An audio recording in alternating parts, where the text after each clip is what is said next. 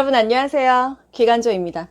이번 영상은 귀로 듣는 간호조무사, 기간조 작정하고 추렸다 환경보건 영상입니다. 환경보건은 보건간호학 15문제 중에서 4문제 정도 꾸준히 출제되고 있어요. 환경보건, 이 전체 윤곽을 한눈에 보여드릴 거고요. 최근 기출 키워드를 분석해서 꼼꼼히 정리한 영상이니만큼 시험에 잘 나오는 핵심만 콕콕 집어드릴게요. 국가고시는 중요한 부분, 기출에 자주 나오는 부분만 계속 반복하면 합격점은 당연히 넘고요. 고득점도 나오는 거예요. 아시겠죠? 작정하고 추렸다. 재생 목록 클릭하시면 간호조무사 과목별 영상이 순서대로 뜹니다. 수시로 들으면서 국시 전까지 잊어먹지 않게 무한 반복하세요. 여러분 모두 합격 가자. 좋아요 눌러주세요. 환경보건, 도대체 우리가 이 과목을 왜 배울까 생각해 보신 분 계시나요?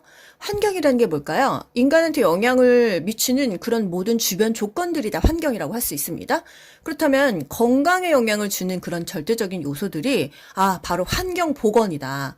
우리가 건강하기 위해서 주변 환경이 중요한데, 그래서 주변 환경에 어떤 것들이 있는지를 알아보자. 이게 바로 환경보건 요 과목입니다. 기후의 3요소 도대체 왜 배울까요? 기후라는 것의 3요소는 기온, 기습, 기류이다. 기온 하면은 인간이 활동하기에 적합한 기온, 온도 몇 도죠? 18 플러스 마이너스 2도예요. 한 16도에서 20도 사이가 적합한 온도더라는 거. 기습, 습도는요. 40에서 60%가 적합한 기습, 습도라는 거였어요. 병원 환경 조성 돕기 이 기본 간호에서요. 병실 환경에서 가장 중요한 게 결국은 환기이다. 그런 걸 배웠습니다. 환기는 또 기류랑 연관이 됩니다. 그래서 기후의 3요소는 기온, 온도, 기습, 습도, 기류, 환기랑 연관이 되는 거예요. 여기에다가 복사열을 더하니까 온열 요소가 된대요. 복사열이 뭐죠? 우리가 난로에서 불을 쬐면은요, 그 난로가 아니더라도 주변까지 따뜻하잖아요? 이게 바로 복사열이에요. 적외선에 의한 열도 복사열입니다. 온열 요소라는 건 또 뭐죠? 온열 지수라는 것도 우리가 배웠잖아요? 실질적으로 느끼는 체감 온도가 온열 지수고, 온열 요소 자체는 우리 건강에 또 굉장히 중요한 역할을 한다. 기후의 3요소는 기온, 기습, 기류이다. 여기에 복사열을 더하면 온열 요소가 된다. 불쾌지수, 불쾌한 느낌을 주는 지수예요. 불쾌감의 정도를 수치로 나타낸 거예요. 나 지금 99까지 찼으니까 너 건드리지 마. 나 건드리지 마. 너가 1만 더 건드리면 나 폭발한다. 이렇게 말할 수 있잖아요. 불쾌함을 숫자로 나타냈습니다. 맞춰보세요. 이 불쾌지수를 DI라고 합니다. 왜? discomfortable index, comfortable 하면은 편안한 이런 뜻이에요. 근데 dis니까 편하지 않은 그런 지수라는 거예요. 그러면 이게 몇 정도일 때 몇 퍼센트의 사람이 불쾌감을 느낄까? 요거를 이제 수치로 변환을 한 건데요. 불쾌지수가 만약에 80이다 그럼 뭘까요? 거의 모든 사람. everybody 80이에요. 모든 사람이 불쾌하다면 불쾌지수가 한 80 정도 되는 거예요. 너무 숨이 컥컥 막히고 막 견딜 수가 없다고 한다면 86 이상인 것입니다. 아시겠죠? 그냥 우리가 만약에 100명 있어요. 한 50명이 불쾌하다 느꼈다면은 이 불쾌지수는 75라는 거예요. 75일 때 50%의 사람이 불쾌감을 호소한다. 75의 뒷자가 5죠. 그 다음에 50% 이렇게 55 같다고 생각하시면 되겠어요. 한 10%의 사람만 불쾌감을 호소한다 하면은 불쾌지수가 70이에요. 높지 않나요? 70에서 75, 겨우 5가 높아졌는데 10%에서 50%로 40%가 껑충 뜁니다. 그래서 시험에 많이 나오는 게 뭘까요? 불쾌지수 DI가 75 이상일 때는 50% 이상의 사람이 불쾌감을 호소한다는 거. 요게 가장 많이 나오고요. 그냥 견딜 수가 없다면 86이다. 요거 두 개만 짚고 넘어가도록 할게요. 기온 역전도 나옵니다. 뭐예요? 원래 우리가 산에 올라가면 산 꼭대기가 더 추워요. 이 도시 아래가 더 추워요. 당연히 꼭대기가 춥습니다. 그런데 고도가 높은 곳이 어떻게 된 게 하층부보다 기온이 더 높아. 뭔가 문제가 있겠죠? 이게 바로 대기 오염일 때 뭔가 이렇게 런던 스모그 이게 뭔가 정체되어 있어서 이 기온이 원래 추워야 되는데 더 덥다는 거예요. 그만큼 뭔가 순환이 안 된다. 이렇게 기억하시면 되겠습니다. 특이하니까 이것도 시험에 나오는 거죠. 광선과 복원. 광선은 또 왜 배워요? 자외선, 적외선, 가시광선을 배우는데 자외선, 살균 작용을 합니다. 살균 작용을 해요. 결핵 환자들, 침구류, 햇빛에 말리면은 그 결핵균이 죽는다고 하잖아요. 자외선이 살균을 해주기 때문이죠. 그건 좋은 건데 우리 자외선 많이 쐬면 김이 끼니까 자외선 차단제까지 바르잖아요. 왜? 피부암이 생길 수 있기 때문이에요. 적외선은 화상을 입습니다. 아까 복사열 그 난로 옆에 쬐을 때 그런 열들도 적외선에 의한 열이다. 너무 뜨거우면 화상을 입는다 이거예요. 가시광선 안구 진탕증이 생긴대요. 조명불량에 의해서 또 생기는 병들이 있는데 안구 진탕증, 눈이 뭐 왼쪽으로 좀 위로 아래로 계속 움직이는 거였죠. 안정피로, 안정시에도 피로하다. 안정피로. 또 가성근시, 조명불량에 의해서 눈이 이렇게 다 안 좋아지는 질병이 있다. 그 중에서 가시광선에 의해서는 안구 진탕증이 생긴다는 거. 또 공기와 보건, 우리가 공기를 왜 배워요? 공기가 좋아야 건강하니까. 요즘에 미세먼지, 지금 중국에서 석탄 없어서 한동안 안 뜰 때는 그렇게 하늘이 맑고 멀리까지 시약보가 되더니 요 며칠은 전 무슨 진짜 런던인 줄 알았습니다. 비가 올 것 같았어요. 너무너무 이 안개가 많이 껴있었는데 그게 바로 미세먼지였죠. 공기가 자정작용을 못해요. 그러다가 갑자기 비 한 번 오고 바람이 엄청나게 불고 나니까 다시 공기가 맑아졌어요. 이게 바로 자정작용이에요. 스스로 정화시키는 작용이 공기의 자정작용이다. 어떤 작용들이 있냐? 우리가 식물을 키우면은 산소를 내뿜는다고 하잖아요. 식물의 그 이산화탄소와 산소의 교환작용이 있습니다. 또 산소가요, 산화작용을 해요. 먼지를 흡수하고 걸러주는 작용이 산화작용이에요. 물질이 산소랑 결합하는 작용이 산화작용이에요. 이게 이제 국가고시에 뭐 요게 무슨 작용이나 이렇게 문제가 나오는 게 아니라 거의 모의고사 용에 나오긴 했었지만 보기에 나올 수가 있어요. 그 산소가 환원작용이다 그러면 공부를 안 한 사람은 뭐 맞겠지 하지만 아니라는 거. 산화작용이에요. 산소는 산화작용이에요. 산산이에요. 산산. 둘 다 산자예요. 또 자외선에 의한 살균작용, 자살. 또 희석력. 우리가 바람이 불면은 그 미세먼지도 날아가고요. 우리 창문 열어서 환기할 때 어떻습니까? 안에 탁했던 공기가 바람이 들어오면서 희석돼요. 그리고 비 오고 눈 오면 이 공기 중에 있는 가스나 이런 미세먼지가 제거되죠. 이게 뭐예요? 세정작용이에요. 그래서 강우, 강설, 비나 눈이 왔을 때는 세정작용이 된다. 또 중력에 의한 침강작용. 중력에 의해서 다 밑으로 떨어지면 가라앉는다는 거예요. 이게 바로 공기의 자정작용이다. 우리가 뭐 어떻게 하지 않아도 그냥 공기가 알아서 지구가 스스로 정화하고 있다는 거. 식물의 교환작용, 산소의 산화작용, 자외선의 살균작용, 또 바람의 희석작용, 강우, 강설, 눈, 비에 의한 세정작용, 중력에 의한 침강작용이 있다. 여러분 요거는 가볍게 듣고 넘어가세요. 이게 막 기출에 막 계속 나오고 이러지는 않습니다. 아, 이런 게 공기의 자정작용이더라. 군집독. 군집독 뭐예요? 정상적인 공기가 아니야. 뭔가 변했어. 이게 군집독이에요. 어떻게 그 군중들이 밀집해 있을 때 그게 독이 있다. 이런 의미라고 봅니다. 제가 간호조무사 학원을요, 2020년에 다닐 때는, 줌 수업이 없었어요. 2019년, 20년, 이게 병행해서 다녔는데, 줌 수업이 없었습니다. 그냥 그 좁은 교실 안에 45명이 숨을 쉬고 있었어요. 그때는 마스크도 끼지 않을 때였잖아요. 창문을 다 닫고 있습니다. 저는 공기에 굉장히 민감한 사람이에요. 그래서 제가 정말 쉬는 시간마다요, 제가 앞에서 세 번째 자리에 앉았었는데 맨날 뒤로 가서 창문 열고 쉬는 시간에 창문 열고 또 수업하기 전에 창문 닫고 정말 시간마다 가서 그 짓을 했습니다. 왜? 저는 숨을 못 쉬겠더라고요. 건물이 4층이어서 창문도 정말 뒤에만 있었고 이 복도도 너무 좁아가지고 바람이 들어오는 통로가 없었어요. 그래서 제가 초반에는요 이 군집독이라는 걸 몰랐어요. 그래서 매주 목요일만 되면 머리가 깨질 것 같고 토할 것 같고 정말 그런 증세에 시달렸었습니다. 지금 생각하면 그게 군집독이 아닌가 싶어요. 그래서 실내 환기가 중요하다 하면은 군집독이에요. 왜? 실내에 밀폐되어 있으니까 막 계속 이산화탄소를 내뿜을 거 아니에요. 산소가 부족하다. 그게 바로 군집독입니다. 그런데 일정한 공간에 다수가 밀집되어 있다. 다수라는 말이 있고 밀집되어 있고 산소가 불충분한 실내에 있다.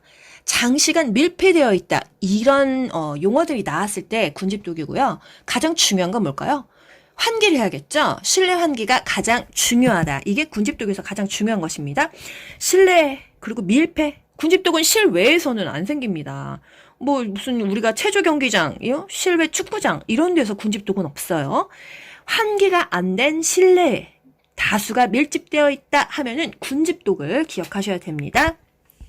일산화탄소, 우리 가장 알고 있는 거 뭐예요? 연탄가스 중독이요. 요즘에는 연탄가스 일부러 극단적인 선택을 위해서 차에서 막 일부러 하잖아요. 이 왜 죽냐? 헤모글로빈과의 결합력이 산소보다 210배가 더 빠르다고 하잖아요. 그래서 이 헤모글로빈하고 결합하니까 일산화탄소가 몸에 더 빨리 들어온다는 거. 이산화탄소가 환경보건에서 정말 중요한 키워드입니다. 왜? 군집독의 원인이에요. 우리가 숨을 쉬면 이산화탄소가 밖으로 나가잖아요. 군집독의 원인이고요. 실내 오염의 지표입니다. 그리고 온실 효과의 원인이라는 거예요. 그래서 이산화탄소가 너무너무너무 중요하다는 거. 온실 효과의 원인은 또 지구 온난화라, 또 대기 오염을 일으키잖아요. 그래서 이산화탄소가 굉장히 중요한 키워드다. 이산화황도 중요합니다. 이산화황. SO2인데요. 산성비의 주범이에요. 이게 이제 매연, 자동차, 배기가스, 이런 이산화황, 이런 공기의 오염이 비로 내리게 되면은 농작물도 망가지고, 그렇다. 산성비의 주범은 이산화황, SO2라는 거. 그리고, 링겔만 차트 하면은 이게 뭘까요? 매연을 측정하는 그런 방법이라는 거, 요 정도만 알고 가세요. 대기오염. 대기오염의 3대 지표가 뭐냐? 그러면 일단 일산화탄소가 들어갑니다. 이산화탄소가 안 들어가요. 신기하죠? 이산화탄소는 여러분 실내 오염의 지표예요. 실내. 창문을 열면 문제가 없어. 아니 이산화탄소가 만약에 대기오염에 문제가 된다고 하면은 전 세계 몇십만 명 사람들이 맨날 숨 쉬면서 이산화탄소 내뿜는데 살겠습니까? 대기오염의 지표는 이산화탄소가 없어요. 일산화탄소 그리고 이산화황 미세먼지만 있습니다. 미세먼지를 우리 교재에서는 분진이라고 해요. 대기오염의 영향. 요것들이 이제 또 다음 중 대기오염의 영향이 아닌 것은 이렇게 나올 수 있어요. 물론 국가고시가 요즘에는 옳은 것은 이게 거의 99%입니다. 부정형으로 나오지 않고 긍정형으로 나와요. 대기오염의 영향은요. 온실효과 일단.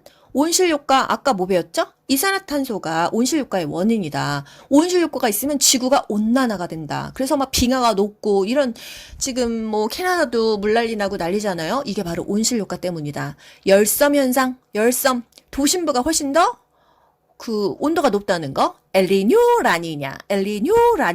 엘니뇨는 해수면 온도가 높아지고 라니냐 해수면 온도가 낮다는 거예요. 둘 중에 하나가 또 시험에 나와요. 여러분 머리로 암기하지 마세요. 엘니뇨, 라니냐. 뇨는 해수면 온도가 높아지겠지. 라니냐 해수면 온도가 내려가겠지. 이렇게 기억하자고요. 우리가 오감으로 기억을 하면 잊어먹을 수가 없습니다. 오존층 파괴. 오자프 기억했어요. 오존층의 그 원인은 뭐예요? 자동차 배기가스, 프레온가스가 오존층을 파괴한다는 거. 또 산성비가 대기 오염이 되죠. 황사나 미세먼지 얼마나 지금 진짜 미세먼지 대기 오염 됩니까? 또 열사병이 증가한다는 거. 대기가 오염되면 열사병이 증가한다. 우리 열중증 4가지가 국가고시에 정말 거의 2번에 한 번씩 나오는 것 같아요. 열중증 4가지 뭐 있죠? 열경련, 열허탈, 일사병, 열사병. 이렇게해서 뭐가 중요해요? 열경련이다. 축구선수가 축구하다가 다리에 경련 났다. 어떻게 해야 되냐? 소금물 먹여야겠죠. 셀라인을 먹여야겠죠. 경련하면은 소금물을 먹여라. 이거를 기억하셔야 됩니다. 그리고요. 열사병.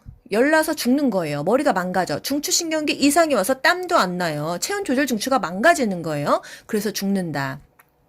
2개가 나옵니다. 열경련과 열사병. 왜? 일사병은 잠깐 어지럽고 좀 안 좋은 거는 찬물 먹고 그늘에 가 있고 시원하게 하면은 낫는 거니까 이게 시험에 나올 이유가 없어요. 또 수질과 보건, 이 물, 자정작용, 인공정화, 음료의 조건, 수질오염, 부영양화 이런 것들이 있습니다. 이게 뭐야? 이 중에서 이제 시험에 나오는 거, 음료수의 조건, 우리가 그 물을 먹으려면 어떻게 해야 돼요? 무색무취를 깨끗하고 냄새 없어야겠죠. 만약에 우리가 똥을 쌌습니다. 똥에는 무슨 균이 있어요? 대장균이 있어요. 우리 물속에 대장균이 있다고 생각해 보세요. 그 똥물이에요. 먹으면 될까요? 안 되죠. 근데 검출되어서는 안 된다. 요거는 확실하게 기억하시고요. 몇 cc 중에서 검출되어서는 안 된다는 거야? 100cc래요. 여러분, 우유 조그만 거 하나가 200ml죠? 밀이랑 cc랑 똑같습니다. 그거의 반, 100cc를 딱 물에 떠요. 그럼 종이컵 한 컵 정도 되나요? 고기 중에서 대장균이 검출되어서는 안 된다. 만약에 대장균이 검출되면 먹으면 안 된다 이거예요. 또 음료수에 일반 세균에 허용한 게 일반적인 세균, 대장균 말고요. 똥균 말고요. 일반 세균은 1cc 중에서 100마리 이하면 된다. 사실 우리가 손 씻어도요, 우리 눈에 보이지 않는 균이 있습니다. 일반 세균이죠? 우리 이 손으로 새우깡도 집어먹고, 고구마도 까먹고, 귤도 까먹고 이러잖아요. 저도 그러거든요. 1cc 중에서 100마리 이하면 된다. 먹는 물이요. 1cc 진짜 조금이잖아요? 이 중에서 100마리 이하라면 이 물은 먹어도 된다. 이거예요. 수질 오염, 부영양화. 부영양화는 물에 영양물질이 많고 부유물질이 많으니까 더럽겠죠. 미나마타병 하면은 수은 중독이다. 이거를 연결하셔야 돼요. 그리고 카드뮴 중독은 이타이병. 이걸 기억하셔야 됩니다. 카드 이빠이 긁었다. 카드뮴 중독은 이타이병이다. 수은 중독은 미나마타병이다. 이게 두 개가 맨날 섞어서 나오니까요. 수은 중독은 미나마타병이다. 이걸 기억하셔야 돼요. 수질 오염의 지표. 이게 진짜 국가고시에 매번 나오거나 2번에 한 번 나오는 것 같습니다. DO, BOD, COD. 이거 너무 쉬운데 여러분 너무 어려워하세요. 왜?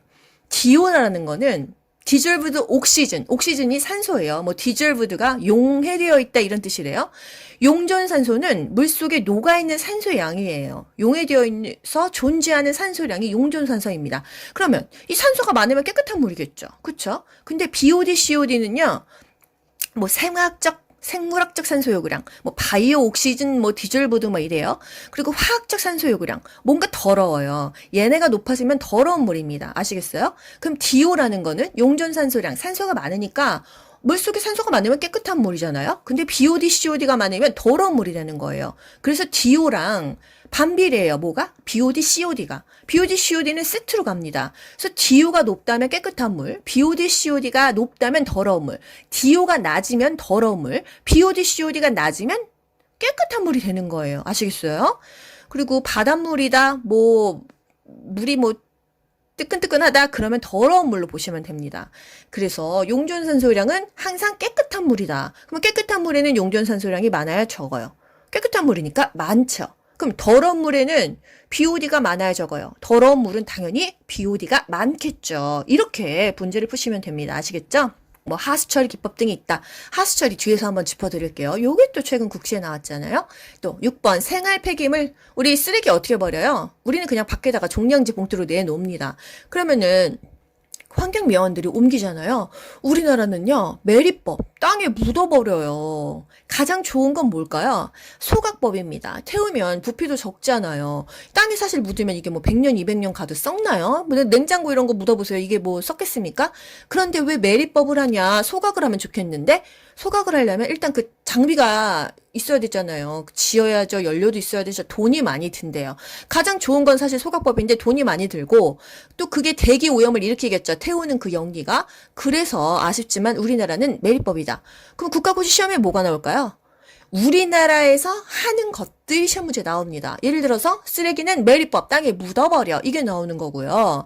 또 우리나라에서 가장 많은 식중독균이 뭐예요? 포도상 구균이죠. 그래서 이게 많이 나오는 거고요. 또 우리나라에서 하는 그 진료비 지불제도는 뭐죠? 행위별 수과제요? 포괄수과제죠. 그래서 항상 그런 것들이 많이 나옵니다. 그래서 우리나라에서 최고다 하면은 그냥 국가고시에 나온다고 생각하시면 돼요.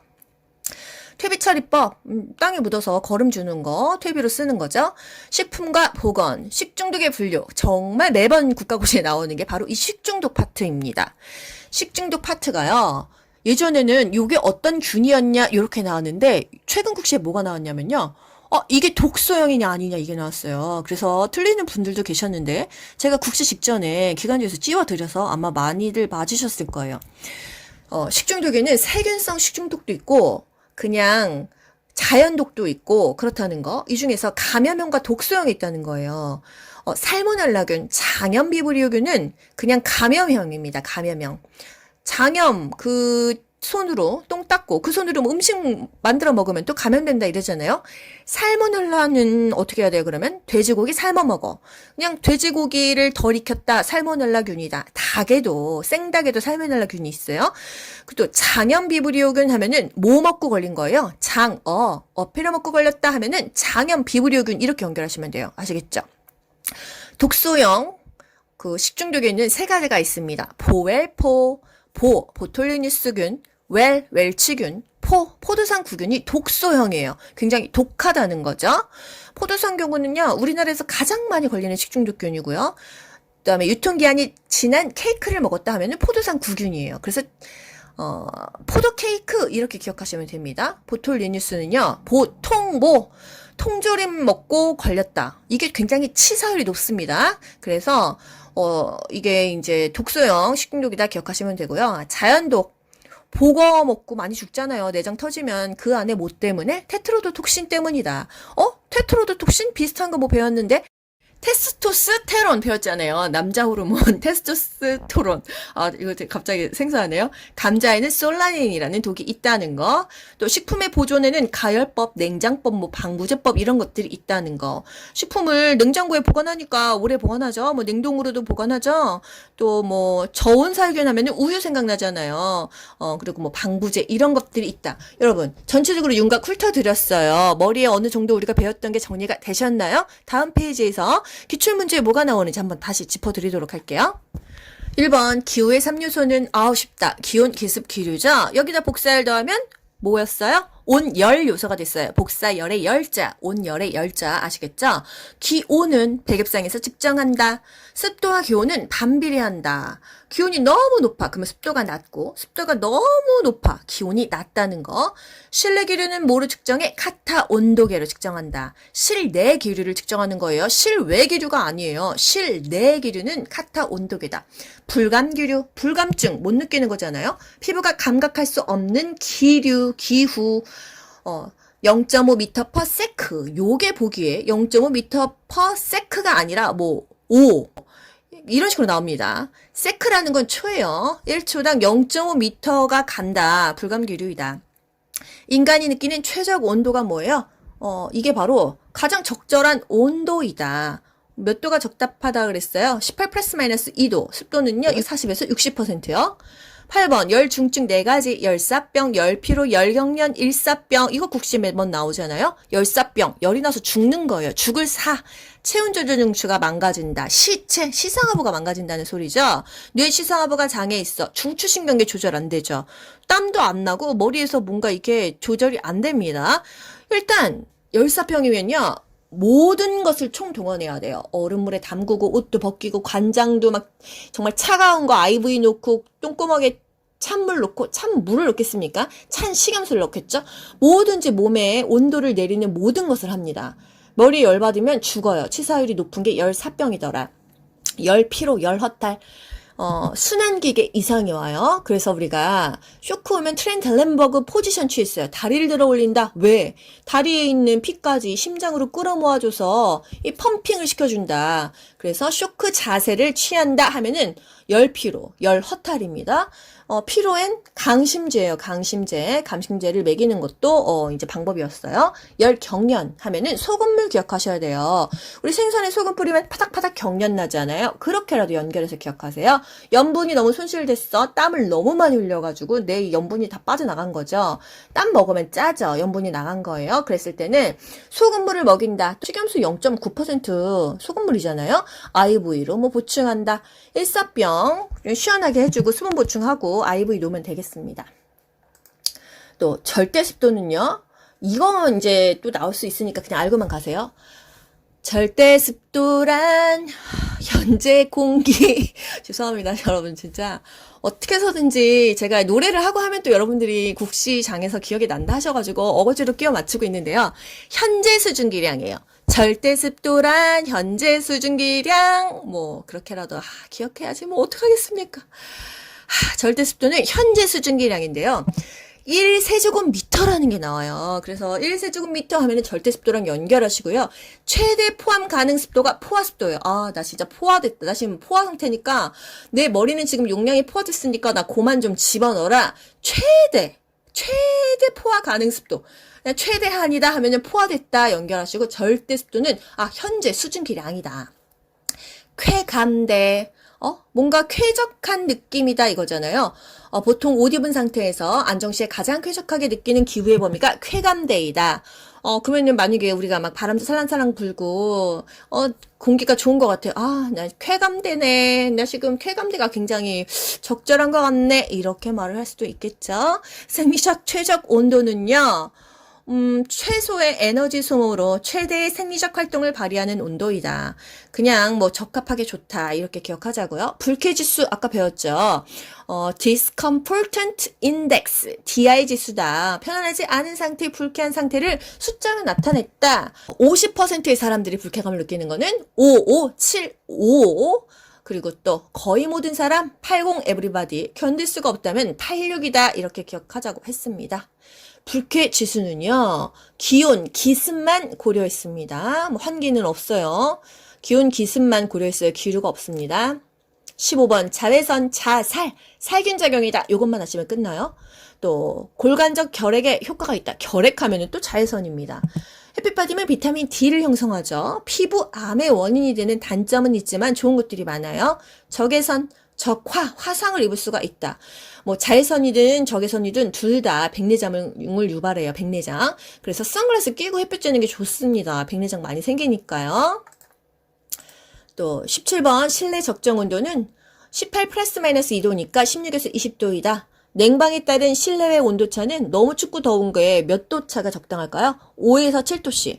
저는 그냥 5도 정도로 기억을 하도록 하겠습니다. 근데 밖이 영하 10도야. 그러면 집 안이 영하 5도면 돼요? 춥잖아요. 말이 돼요?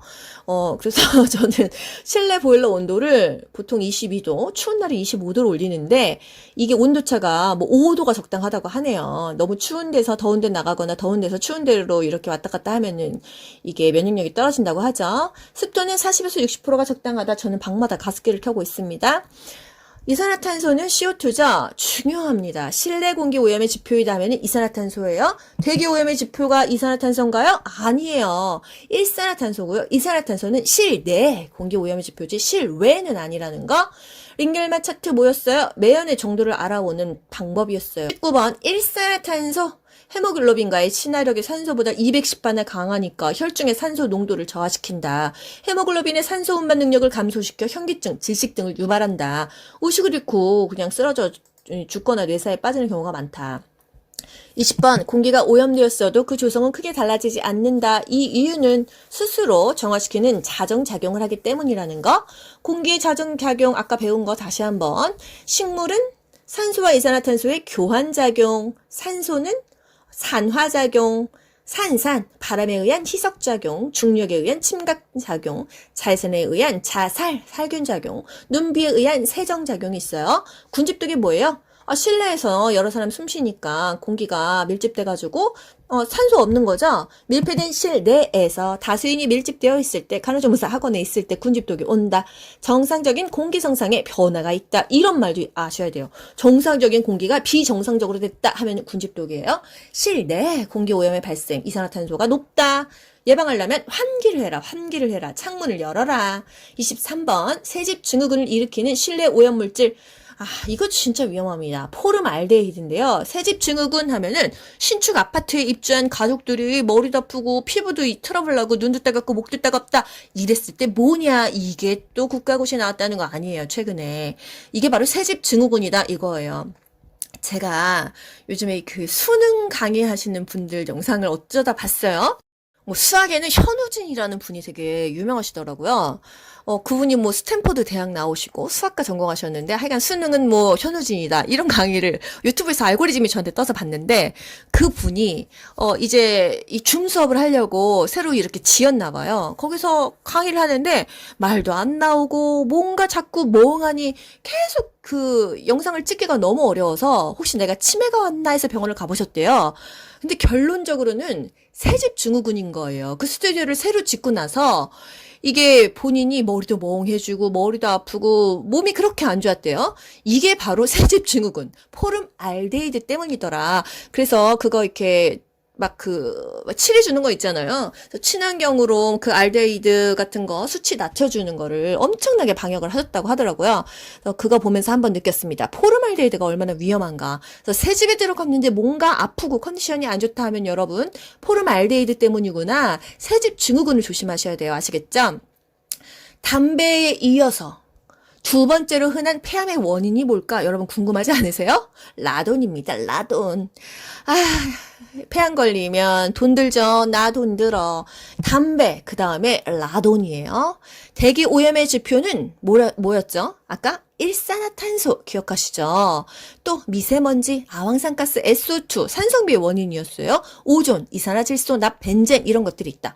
이산화탄소는 대기 오염의 지표가 아니에요. 실내 오염의 지표예요.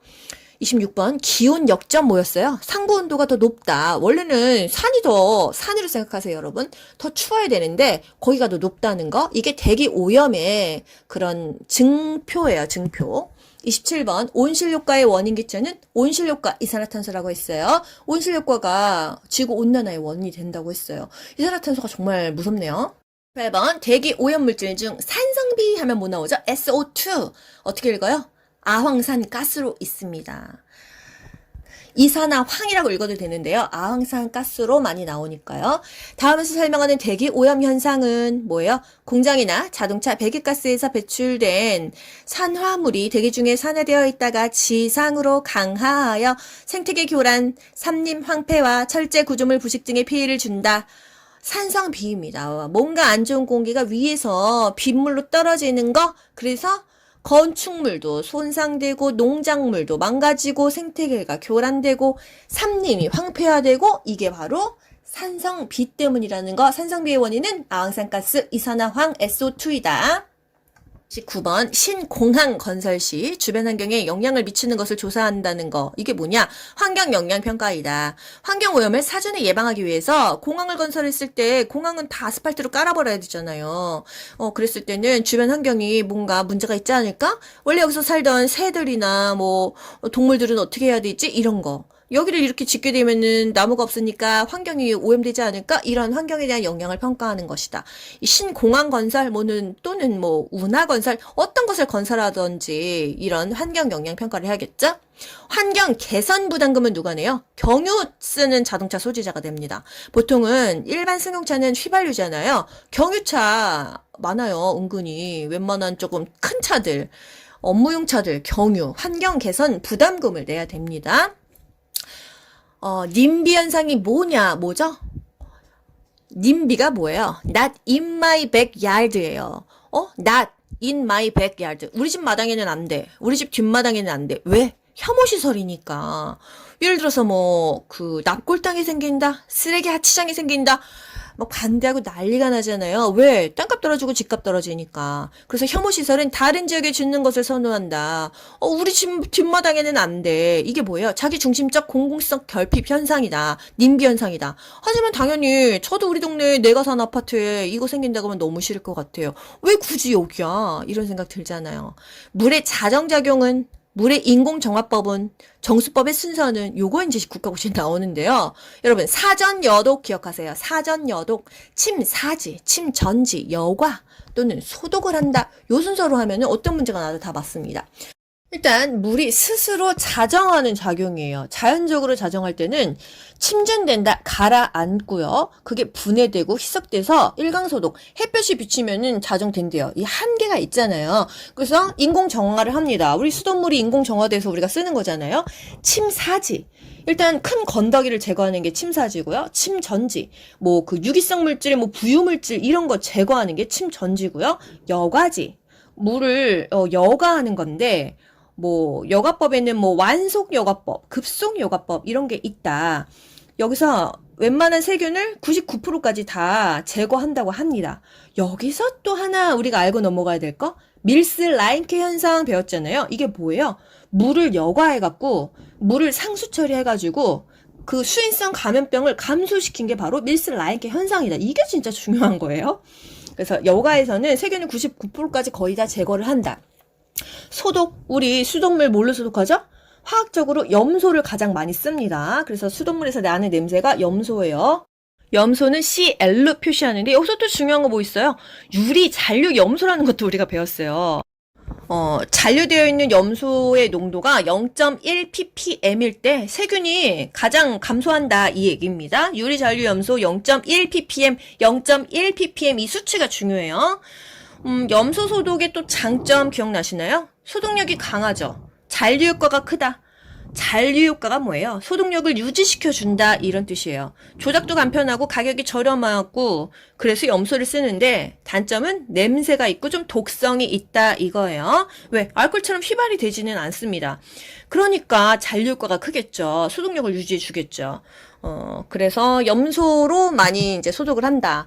그러면 인공적으로 정하는 방법은 사전 여독, 침사지, 건더기 큰 거 걸러주고, 침전지, 뭐 유기성 물질, 부유물질 뭐 이런 거 다 제거하고, 여과지, 여과 급수해가지고 상수 처리한다, 감염병을 예방한다, 밀수 라이케 현상 기억하시죠? 마지막에 소독, 염소로 소독한다 이거예요.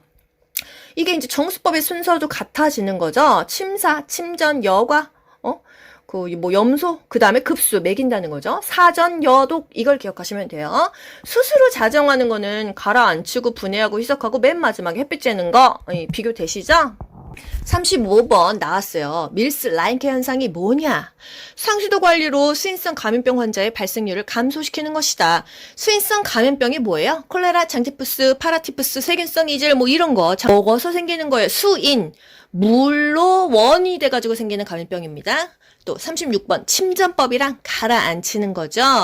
물의 인공적인 정화법이다. 침전, 사전, 여독, 침사지, 큰 거 건더기 걸러주고 침전, 부유물이나 뭐 불순물 이런 거 가라앉힌다고 했어요. 또 잔류염소. 염소 소독법 중에서 수중에 잔여물이 남게 되는 유리염소와 결합 유효염소를 뭐라고 하냐? 잔류염소라고 한다. 유리 잔류 염소량의 기준은 0.1 ppm이다.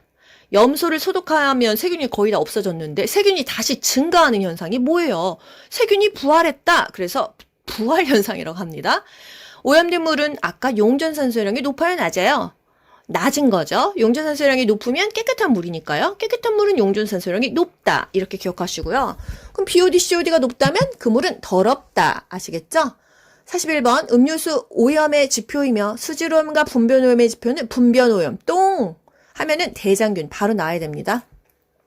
42번 음료수에 적합한 구비 조건. 어디는 있어야 되고 뭐는 없어야 되죠? 대장균은 없어야 돼요. 얼만큼에? 100cc에 200ml 우유의 반만큼의 물 속에 대장균은 한 마리도 없어야지 먹는 물입니다. 일반 세균은 1cc 아주 조금에 100마리 이하면 허용 가능하다. 그 정도의 세균은 봐준다. 폐하는 5.8에서 8.6, 5886, 5886이에요. 저는 추격자가 5885였는 줄 알았더니 3885였나요? 다른 거라고 말씀을 해주시더라고요. 5886이에요. 폐하는 5885가 아니라 5886이다. 무색 투명하고 이상한 맛과 냄새가 없어야 된다. 우리가 생수 먹을 때 거기서 무색 투명하지. 이상한 맛도 냄새도 없잖아요. 그런데 대장균은 당연히 한 마리도 없겠죠? 일반 세균은 100마리까지는 허용한다. 파는 물에는 없겠죠. 43번 수질 검사 시 대장균, 일반 세균, 총 대장균군은 매주 1회 이상 검사하도록 되어 있다. 한 달에 4번 검사합니다. 일주일에 1번 검사해요. 그래서 매주 1회 검사를 한다는 거. 44번 이타이타이 하면은 카드 이빠이 긁었어. 원인 물질은 카듐입니다. 연결하시고요. 그러면요 미나마타병 하면은 수은이다. 메틸 수은이든지 그냥 수은이든지 수은이다. 여러분 제가 지금 새벽에 녹음하고 있어서 혀가 좀 꼬입니다. 죄송해요. 46번 물속에 유기물과 무기물이 진식하는 현상은 부영양화이다. 부영양화인 물은 더럽다고 했죠. 오염된 물이라고 했죠. 물의 가치를 상실하게 된다. 먹을 수가 없다는 거죠. 47번 적조 현상이 뭐냐? 물이 적색으로 변하는 거야. 왜 적색으로 변해? 미세한 플랑크톤이 바다에 무수히 발생해서 물이 적색을 띠는 게 적조현상. 그럼 녹색을 띠는 건 녹조현상이에요. 49번 도시하수 처리법을 물어봤습니다. 최근 국시에 물어봤는데요.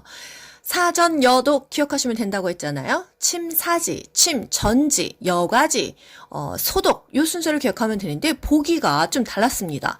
스크린, 침사, 침전, 생물학적 처리 활성온이법 그 다음에 염소 소독 급수가 된 거예요. 한마디로 여과지의 자리에 생물학적 처리법, 활성 온이법이 들어갔다는 겁니다. 아시겠죠? 여과하는 게 생물학적 처리법, 활성 온이법이다. 기억하시면 돼요. 그래서 스크린, 큰 건더기 걸러진다. 그게 이제 침사지라는 거죠. 그 다음에 침전, 부유물질 걸러준다. 그리고 여과하는 게 생물학적 처리, 활성 온이법이다. 그리고 마지막에 소독하고 급수를 해준다. 이렇게 기억하시면 되겠습니다. 50번 소각 처리 태우는 거죠. 가장 위생적이고 하지만 경비가 많이 든다. 대기 오염에 문제가 있다. 소각 처리한다. 의료 폐기물, 특히나 그 격리 의료 폐기물은 소각하는 게 좋았어요. 51번 소각 시 뭔가 태웠을 때 나오는 인체에 유해한 물질이 뭐냐? 다이옥신입니다. 뭐를 태웠을 때? 일반적인 걸 태웠을 때가 아니라 뭐 전선, 그리고 비닐, 폴리염화비닐, 뭐 염화바이페닐 이런 것들을 태웠을 때 안 좋은 인체에 유해한 물질이 나온다는 거예요. PVC는 폴리염화비닐, PCB는 염화바이페닐. 한마디로 뭐 전선이나 비닐 같은 거 태웠을 때 뭔가 몸에 안 좋은 게 나오는 게 다이옥신이라는 거. 다이옥신도 중요하죠. 왜? 이건 자연적으로 생성되는 게 아니에요. 인공적으로 뭔가 태웠을 때 생긴다. 그랬을 때 태웠을 때 문제가 된다 이거고요. 어떤 문제가 돼? 지방에 축적이 돼요. 우리 몸 지방에 축적이 된다는 거죠. 신체에 축적되면 피부도 문제가 생기고 면역력도 떨어지고 기형아도 생길 수가 있습니다. 불임이나 암을 유발해요. 그래서 다이옥신은 태웠을 때 생긴다. 지방 조직에 축적이 된다. 인공적으로 생성되지 자연적으로 생성되는 것은 아니라는 거. 52번 우리나라에서 가장 많이 사용되는 쓰레기 처리법은 매립법이다. 땅에 묻어버리는 거였어요. 폐기물을 모아서 묻는 폐기물 처리 방식인데 지하수가 오염될 수가 있다. 그 이제 쓰레기들이 썩으면서 지하수로 내려가니까요. 처리 비용은 저렴하고 방법은 간단하지만 아무래도 뭐 지하수도 오염되고 그 묻을 땅도 모자르고 냄새도 나고 그렇습니다. 53번 가장 위생적인 쓰레기 처리 방법, 소각법, 태우는 게 가장 좋아요. 하지만 돈이 많이 들어, 공기 오염에 문제가 있어. 우리나라는 왜 이 소각법을 하지 않는 거죠? 돈이 많이 들어서인가요? 그래도 장기적으로 보면은 소각법이 잘 낫지가 않나요? 54번, 퇴비법, 분뇨를 혼합해서 생물을 이용해서 퇴비를 쓴다. 왜 우리 음식물 쓰레기 다 퇴비를 쓴다고 하잖아요. 이게 바로 퇴비법입니다. 사실 저는 음식물 쓰레기 버릴 때마다 이거를 어떻게 사료로 쓰지? 이거 먹으면 안 될 텐데 그런 생각합니다. 왜 썩기도 했고 또 안 좋은 것들도 같이 들어가잖아요. 하지만 분쇄된 쓰레기 분뇨를 혼합해서 발효를 시킨대요. 그래서 고온으로 기생충은 사멸시키고 그 수일 내에 퇴비를 만들어내서 이거를 퇴비로 쓴다고 합니다. 저는 음식물 쓰레기가 사료로 만들어지는 줄 알았더니 그게 아니라 땅에 토양에 퇴비로 쓰이는 정도인가 봅니다. 다행이네요. 55번 폐기물 부담금 뭐예요? 누가 내요? 제조업자나 수입업자가 내는 게 폐기물 부담금입니다. 소비자가 내는 게 아니에요. 애초에 그 물건을 만들어서 팔 때 이 폐기물을 니네가 처리해라. 그래서 한마디로 사장이 내는 게 폐기물 부담금이라는 거예요. 사장이 낸다 이렇게 생각을 하세요. 제조업자나 수입업자 사장이 내는 거. 폐기물 부담금이라는 거. 56번 음식물을 냉장 보관 시 얻을 수 있는 효과는 뭐죠? 부패가 지연되죠. 저도 쿠팡에서 새벽 배송으로 먹을 걸 시킬 때 한 개씩 안 시켜요. 이게 좀 택배 배달하시는 분 미안하기도 해서 좀 이렇게 막 3개씩 시킵니다. 하루에 다 못 먹어요. 그렇지만 냉장고가 있잖아요. 왜 냉장고에 넣습니까? 부패 속도가 지연되니까요. 또 우유는요 저온살균입니다. 저온살균 온도 아셔야 되죠? 63도에서 65도이다. 30분간 가열한다. 우리 교재에는 63에서 65도인데 한 60도대이다 이렇게 기억하시면 돼요. 국가고시가 딱 요 수치가 아닙니다. 뭐 60에서 63이라고 나올 수도 있고 63에서 65라고도 나올 수 있어요. 너무 정확하게 공부하신 분들은 그런 것 때문에 틀리는 수가 있다. 그래서 한 60도대 언저리다 이렇게 좀 굵직하게 아시는 것도 중요합니다. 저온살균법의 단점, 미생물은 살균되지 않아. 장점, 저온으로 하니까 영양 손실은 적다는 거. 절임법, 식품이 탈수되어 미생물의 발육이 억제된다. 우리 절임법으로 만든 음식들 뭐 있어요? 일단 절임 피클 있고요. 김치도 절임법입니다. 젓갈도 절임법이에요. 뭐 마늘 피클, 뭐 우리 피자 시키면 나오는 그 오이 피클 요런 것들 다 절임법이에요. 당장법, 설탕 넣어가지고 만드는 게 당장법인데요. 그 설탕 농도를 50% 반반 넣는다. 이게 중요해요. 당의 농도를 50% 이상 유지하게 된다. 그러면 세균이나 곰팡이 발육이 억제된다. 이거예요. 우리 이렇게 해서 만든 거 뭐 있어요? 잼 있어요, 잼. 그리고 뭐 과실, 우리 뭐 유자, 모과 이런 거 담그잖아요. 그게 다 당장법이라는 거. 설탕을 50% 이상은 넣어야 된다는 거네요. 그럼 반반은 넣어야 되겠네요. 그리고 방부제. 방부제는 보통 우리가 무슨 식품 시켰을 때 그 웬만큼 방부제가 들어가 있잖아요. 방부제가 뭐예요? 직접 세균을 죽이지는 않아요. 그런데 그 미생물이나 이런 것들을 번식을 억제하기 위해서 집어넣는 것이다. 가공식품이나 동물성 단백질 등이 흔히 이용된다. 세균을 직접 죽이지 않아요. 그래서 방부제가 사멸했다 하면은 이건 틀린 거예요. 죽이지는 않고 억제를 한다. 그랬습니다. 방부제는 죽이지 않고 억제한다. 그러면 아까 억제라는 말이 여러 군데 나왔었는데 건조, 절임, 당장, 방부 다 억제하는 거예요. 건조법, 절임법, 당장법, 방부법 다 억제하는 거지 죽이지는 않습니다. 사멸한다 하면은 뭐가 있어요? 가열하는 것밖에 없어요. 가열법밖에 없습니다. 드디어 중요한 파트가 나왔어요. 식중독 파트예요. 포도상 구균. 우리나라에서 가장 많이 생기는 식중독균. 잠복기가 빠르다. 유통기한이 지난 케이크 먹고 생겼다. 포도상 구균이다. 이게 제가 시험 봤던 2020년 상반기 국시에 나왔고요. 장출혈성 대장균 감염증 0157. 햄버거 패트가 세국이잖아요. 햄버거 먹고 걸렸다 하면은 0157 장출혈성 대장균 감염증이다. 그리고 장염비브리오균 어패류 먹고 걸렸다. 요게 국가고시 맨날 나옵니다. 60번 돼지고기를 덜 익혔어. 이때 어떤 식중독균 생겨요? 돼지고기 삶아 먹어. 살모넬라 식중독이 생긴다. 생닭에도 있습니다. 그래서 생닭을 도마에서 썰었다고 하면은 거기서 과일 썰어 먹으면 큰일 나겠죠. 살모넬라균이 생기니까요. 61번 어패류 하면은 장염 비브리오균이에요. 또 우리나라에서 가장 많은 독소형 식중독균 포도상 구균, 유통기한이 지난 케이크 먹고 걸렸다. 포도상 구균, 여름철에 가장 많이 발생하는 식중독균, 포도상 구균. 뭐 단체 급식 먹고 식중독 걸렸다. 포도상 구균이겠죠? 군대에서 식중독 걸렸다. 포도상 구균일 확률이 잘 높다는 거. 독소형은 뭐였어요? 보웰포가 독소형이었어요. 보톨리니스, 웰치균, 포도상 구균이 독소형이었다. 63번 급식으로 햄버거를 먹은 어린이들이 복통, 설사, 발열, 구토를 집단적으로 호소했다면 햄버거 하면은 0157 장출혈성 대장균 식중독이다. 뭔가 육류를 먹으면 더 심해요. 햄버거 패트 쇠고기 먹고 장이 출혈성 대장균 식중독이 생겼다는 거. 64번 보거 중독. 테트로도톡신 기억하셔야 되죠?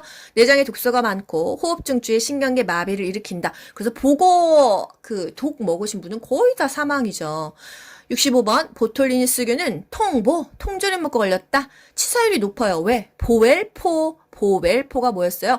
독소형 식중독이니까. 독은 독하다는 거니까. 그래서 보톨리니스균, 웰치균, 포도상 구균은 독하다. 다시 한번 독소형 식중독 짚어드립니다. 보웰포, 포도상균, 보톨리니스균, 웰치균. 중요한 거? 포도상 구균은 이제 아시겠죠? 우리나라에서 가장 많은 식중독균이다. 유통기한 지난 케이크. 보톨리니스균이 아직 국가고시에 안 나왔습니다. 여러분, 요게 조금 유력해요. 통조림 먹고 생겼다. 치사율이 높다 하면은 보톨리니스균 기억하세요. 요게 아직 안 나왔고요. 돼지고기 삶아 먹어 요게 안 나왔습니다. 66번 X선의 부작용은 우리가 방사선 많이 쬐면은 암 걸린다 그러잖아요. 조혈기능 장애. 틀린 말이 아니었어요. 골수 균형이 떨어져. 조혈기능에 장애가 있고, 백내장. 뭔가 광선 쬐면은 눈에는 백내장이 오나 봐요. 악성 종양. 이것도 약간 암과 관련돼 있잖아요. 조혈기능 장애. 백혈병 생긴다. 악성 종양. 이것도 이제 암하고 연결할 수 있다. 생식 기능의 장애. 남녀 불문하고 생식 기능의 장애가 있다는 거. 피부염. 피부에 궤양이 생길 수 있다. 악성 빈혈 하면 왠지 맞을 것 같잖아요. 요거는 아니라는 거. 여러분, 요거는 다 이렇게 막 달달하실 필요는 없고요. 그냥 한번 짚어드리는 거예요. 모의고사나 문제능이 많이 나오니까요. X선 부작용, 일단 암이 걸릴 수 있다. 피부에 문제가 생길 수 있다. 기억하시고요. 뭐 자외선이든 적외선이든 X선이든 백내장은 다 오는 것 같습니다. 여러분 그래서 실외에 대낮에 돌아다니실 때는 선글라스 끼는 게 좋을 것 같아요. 67번 레노증후군 드드드드드드 진동에 의한 대표적인 병이에요. 레노증후군 정말 시험에 자주 나옵니다. 이게 그렇게 중요한 걸까요? 레노증후군 저 주변엔 한 번도 못 봤어요. 이게 약간 직업병이잖아요. 바위를 뭐 차감기로 막 드드드드드 뚫는 사람에게 생긴다. 그리고 진동으로 인한 대표적인 질병은 레노 증후군이다. 이거는 산업보건에서도 겹칩니다. 군집독을 일으키는 장소는 실내죠. 다수죠. 밀폐되어 있죠. 환기를 해야겠죠. 이산화탄소는 실내 공기 오염의 지표이고 온실효과의 원인이어서 온실효과 하면은 또 뭐? 지구 온난화의 원인이 되겠죠. 엘니뇨, 라니냐. 엘니뇨, 해수면 온도가 높아진다. 라니냐, 해수면 온도가 낮아진다. 저수온 현상이다.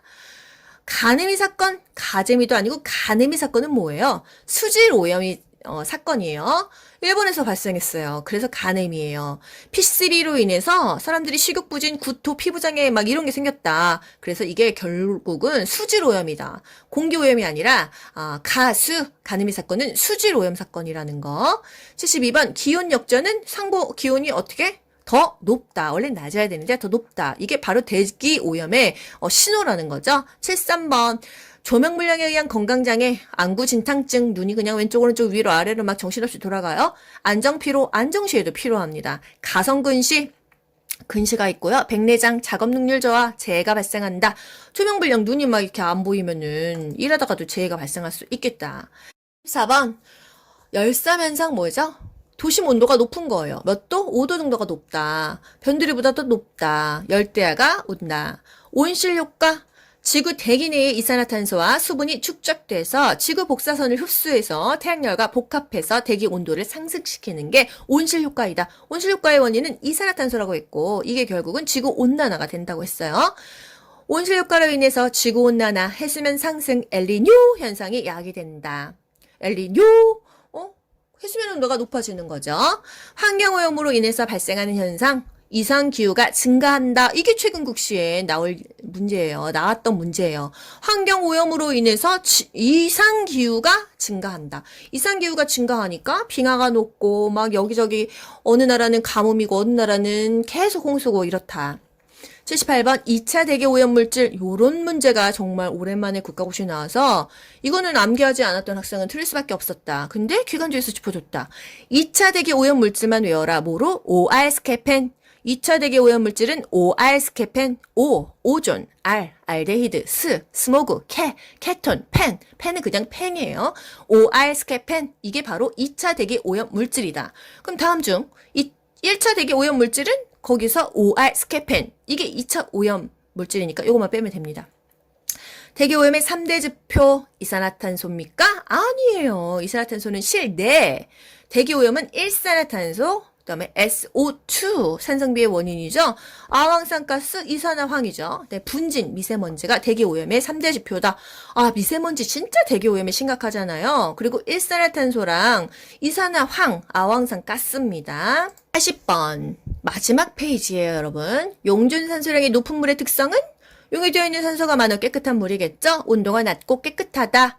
왜 여기서 온도가 낮고 이런 말이 또 나왔어요? 온도가 높으면 더러운 물일 수 있다. 부유물질이 많으면 더러운 물일 수 있다. 이거예요. 바닷물. 뭔가 이 부유물질 많으니까 바닷물은 또 깨끗한 물이 아니다. 요렇게까지 기억하세요. 오염된 물은 용존산소량이 낮다. 깨끗한 물은 용존산소량이 높다. 유기물질의 과다 유입으로 발생한 수질 오염 상태? 당연히 더럽겠죠? 더럽죠? 그러면은 화학적 산소 요구량이 높아진다. 약간 변형 문제예요. 뭐 화학적 산소 요구량 생물학적 산소 요구량 BOD, COD였죠? 이게 높아진다면 더러운 물이다. 이렇게 기억하실 수 있겠습니다. 한마디로 DO가 많으면 깨끗한 물이고 BOD, COD 화학적 산소 요구량, 생물학적 산소 요구량, 화학적 산소 요구량 얘네가 많아지면 더러운 물이라는 거. 그래서 DO와 BOD, COD는 반비례이다. 이것을 기억하세요.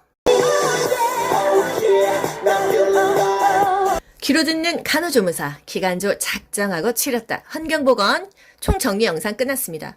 여러분 이제 조금 윤곽이 잡히시나요? 한 번 들어서는 몰라요. 수시로 들으면서 무한 반복하세요. 여러분 모두 합격. 가자. 안녕. 좋아요 눌러주세요. 귀로 듣고 고득점 합격하는 비결이 귀간조에 있습니다.